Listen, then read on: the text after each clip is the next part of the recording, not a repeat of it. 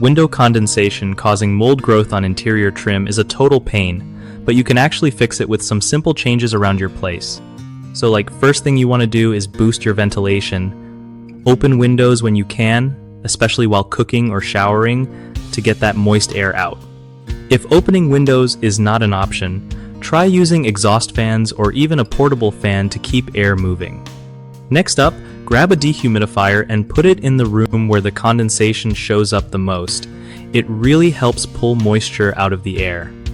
Wiping down your windows and trim regularly with a mix of water and vinegar will stop mold from setting up shop.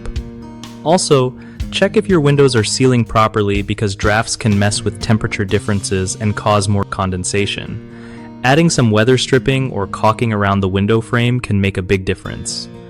If you catch the mold early, cleaning it with a mild bleach solution or commercial cleaner designed for mold will prevent it from spreading. Keeping furniture or curtains away from the window helps air circulate better so mold doesn't get comfy. One of the biggest mistakes people make with window condensation and mold growth is ignoring poor ventilation. Without fresh air moving, moisture just hangs around. Fix that by making sure you open windows or use fans regularly. Another common problem is not using a dehumidifier in humid areas of the home, which lets moisture build up and causes mold to appear on interior trim. Grab one and run it consistently. Finally, people often overlook sealing issues around their windows. Cracks let cold air hit warm surfaces and create condensation.